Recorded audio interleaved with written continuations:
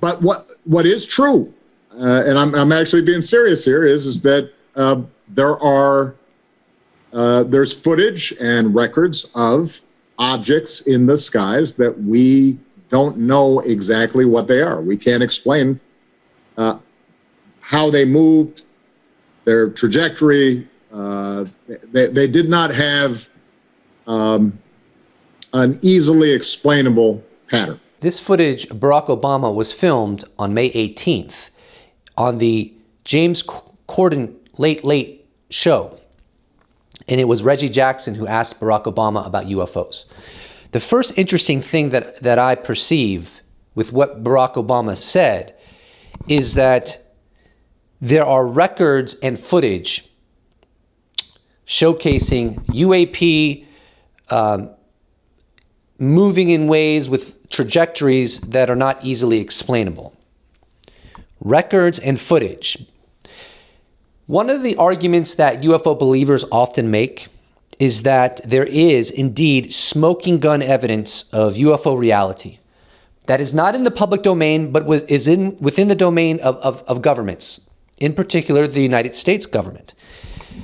And when I say smoking gun evidence of UFO reality, I'm not referencing something that's so far away that you can't quite ID it or it's ambiguous. I am referencing unambiguous sensor data, whether it's electro-optical radar or even sensor data collecting mechanisms that are classified, and maybe even they're all corroborating with one another, of objects maneuvering in ways that are not in concert with any sort of technology we're aware of within any military inventory on this planet. And frankly, I think Barack Obama was alluding to that. Barack Obama was the head of state of the United States of America for 8 years. And during his presidency, the Advanced Aerospace Threat Identification Program was going on, the UFO program in the Pentagon that was headed by Luis Elizondo. And so this is enormous. In fact, there are probably no words or any methodologies that I could harness to explain to you how big a deal this is. He has added to the credibility of this subject in an enormous way. And this is right on the heels of the 60 Minutes UFO episode.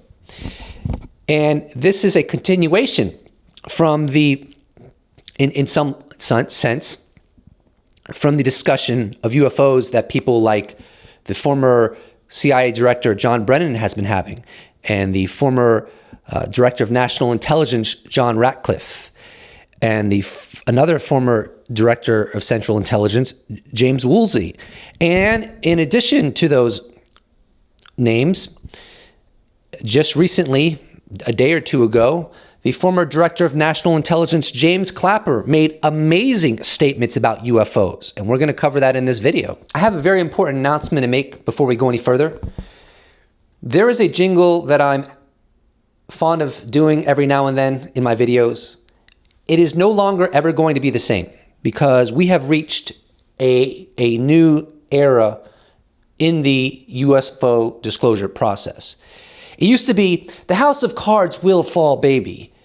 Not anymore. Now it's, the house of cards is falling, baby. Now, before we go into James Clapper's statements, I want to give you a list of all of the positions he held while serving within the United States government. Dean Johnson tweets, before stint as President Obama's DNI, Director of National Intelligence from 2010 to 2016, Clapper served as a 3-star USAF general, Director of the Defense Intelligence Agency from 1991 to 1995, Director of the National Geospatial Intelligence Agency from 2001 to 2006, and Undersecretary of Defense for Intelligence from 2007 to 2010.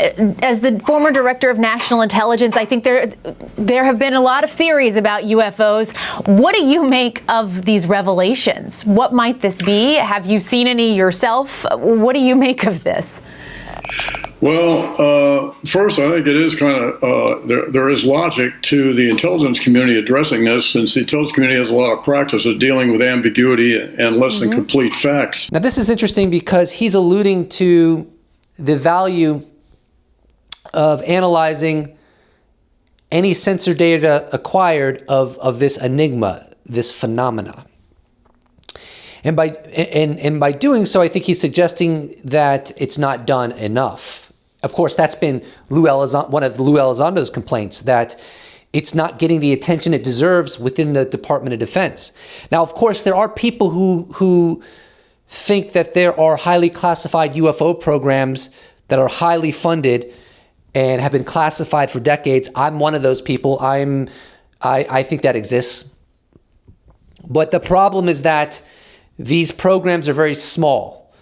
And so it's not good enough to have these very tiny programs that may be housed in aerospace companies studying this enigma, and yet the chain of command within our own military apparatus are not being adequately briefed on this reality.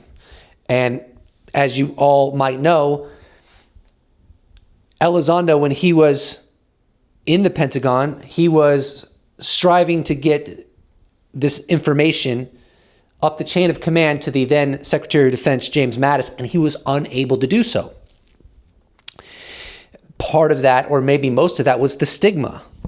It's a very complicated situation because on the one hand, and this is, I can't prove this, but on the one hand, it is plausible that there are other programs like ATIP that are way better funded to an extent that taxpayers would probably be very upset if they were to learn about it.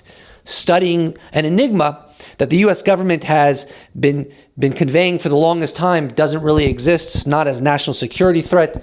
Doesn't present beyond next generation technology, and doesn't give any impressions that it could be non-human intelligence. So we are dealing with an amazingly complex scenario, and we're watching it all go down. I think there's a lot of surprises as we move forward. Could there be life out there? Sure. As huge as the universe is, we really can't reject that possibility. This is a really interesting comment by former DNI James Clapper, because nowhere in the body of this interview did Kate Baldwin broach non-human intelligence, and yet Clapper went there anyways. At least I watched the entirety of the interview as far as I can tell, and she never broached it. I think this highlights that you really can't separate UFOs from non-human intelligence. That doesn't mean UFOs have to originate from non-human intelligence, but what it does speak to is that it is plausible. It is a valid hypothesis based upon what we know, based upon everything that former directors of national intelligence, directors of the Central Intelligence Agency, congressmen, congresswomen, Navy aviators, Navy radar operators, technicians, and on it goes, and including government documents and witness testimony going back 70 plus years. And yes, unfortunately, I can't show you classified information. They classify it, but there have been so many people of credibility saying that the data exists, but it's classified. So on this account, you really cannot separate UAP from non-human intelligence simply because it is one of the plausible hypotheses. So I think this is a good thing. The transparency, I expect this report will be filled with ambiguity as well. And people, depending on their leanings, will extract what they want out of this report. How it always goes, right? Where there is ambiguity, people can pull what they want from it. But it does sound like it is, something that we haven't seen before, this type of transparency around this topic. Yes, and I'm not sure why that is. Interestingly, Elizondo chimed in on why he thinks that there is a UFO cover-up. He gave 3 reasons. And he gave those reasons during an interview with Stephen Greenstreet of the New York Post. He said one of the reasons is religious objections. And this is a fact, in my opinion. There are religious people in the Department of Defense and maybe in other agencies who perceive this presence, the UFOs, as demonic in nature. Then there's a component of it that is characterized by people worrying that it's going to tarnish their reputation, people within the government, the Department of Defense, and anyone who is associated with this subject matter. And then there are people who are worried that the public are going to panic. Those are three reasons Elizondo gave for the cover-up. I think it's a very complicated situation. I think that there's a whole litany of reasons, but those are three that he provided recently. The only reason for, to me, for classification would be if there's some sensitive method that data relating to so-called UFOs was collected. But other than that, I don't know why we haven't been more transparent about it in the past, and I'm part of that crime, I guess. And my former capacities were, I didn't insist on more transparency with respect to this issue. Those are very interesting comments by Clapper, and he's echoing something that Elizondo has stated recently in a Byron Dallaire interview.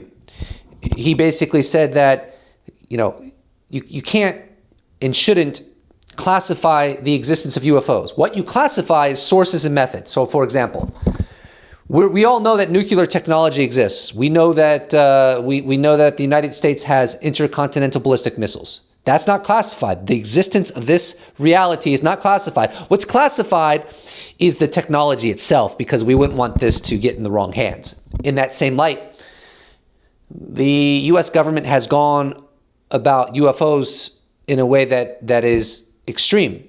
They have not just classified sources and methods in relationship to collecting UFO data, but they have actually literally classified the existence of UFOs. And that's why the government has denied this reality for decades.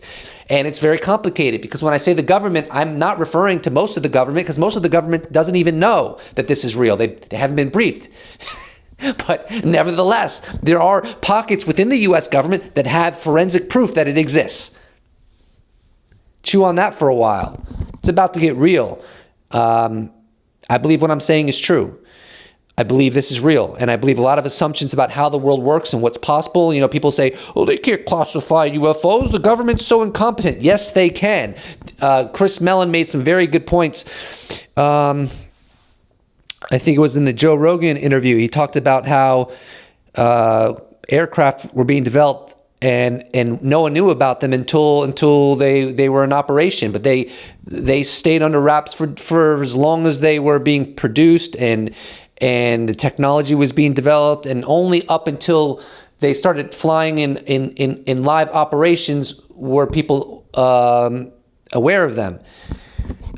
The point I'm trying to make is that, the U.S. government can classify things and keep things from leaking. Believe me. Let me give you another example on the USS Nimitz UFO event series from 2004. Did you know about that?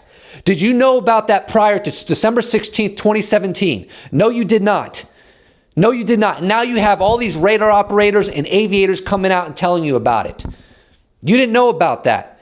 It's just nonsense. Some of these arguments people make that are not predicated on facts and are just conjecture. They don't even make sense, frankly, and it gets me angry. Anyways, a lot of assumptions that are made about reality are going to be destroyed, in my opinion. Or I'll end up looking like a doofus. That's cool. I'll laugh about it, but I don't think so. I've been doing this for 3.4 years, son. 3.4 years, son. It's because I believe in it. I believe UFOs are real and unexplained, and I believe there's been a cover-up. Let me qualify that with, I also believe a lot of the insulating of this data is legal. I don't think it's all illegal, and it's a debate to which extent is legal and to what extent is illegal, and I don't have the answer to that question. I also want to say that I am completely and utterly in favor of amnesty for those that have broken the law in regards to concealing UFO information, not briefing members of the government and military that were supposed to be briefed on it, even stealing money that was supposed to go one place and funneling it into programs to study and investigate UFOs. Anything in this arena I want people who did this to have amnesty, because I just don't see the point of putting them in prison, even though what they did was unethical, and even though what they did was bad for the American people, in my opinion. I think we just need to move beyond this and get on the other side. And the world needs to evolve and realize that we are not alone and we are being engaged by non-human intelligence. Now, that's my belief. I'm not 100%, but that's just my belief, my assessment. I can't be 100% about anything until I see the smoking gun myself. But looking at the broad picture, that's where I'm at right now. I didn't want to make this video any longer, but unfortunately I have to, because I know there's going to be someone who's going to say, you said that the USS Nimitz event was unknown until December 16th, 2017, but in reality, the FLIR 1 video leaked prior to that. And it's just like, well, you're not really getting what I'm saying. Yes, I understand that, obviously, but you still didn't know about it. There were very few people who knew about that leaked video, number one. Number two, you could have looked at it and say it's fake. You would not be able to verify its authenticity without the government saying it's real. Yes, there have been leaks for decades and decades and decades that UFOs are real. But there has never been a leak where we had, as far as I know, like classified information that we could prove was real. They've been able to keep that under wraps, right? Yes, there have been government officials, even through the Freedom of Information Act, we have acquired documents where insiders have spoken soberly about the phenomenon, saying that it's real and so forth. Yes, but I'm talking about leaks that sort of closes the deal. That's never happened, hasn't happened either, as far as I know, with many things the government has kept secret for decades and decades and decades and decades. So this idea that the government can't keep things secret is just a preposterous proposition. And it is up against facts that counter it overwhelmingly so. And it really rubs me the wrong way. Thank you so much for watching. Please don't forget to subscribe. If you'd like to support my channel, I got a merch shop, I got Patreon, I got YouTube membership. All of those links are in the description below, or you just slap a like on this bad boy and I will appreciate it so much. Thank you so much for watching. I look forward to seeing you in the next episode. To all my patrons and YouTube members and anyone who's ever bought merch, I thank you very much. I could not do without you. Thank you so much.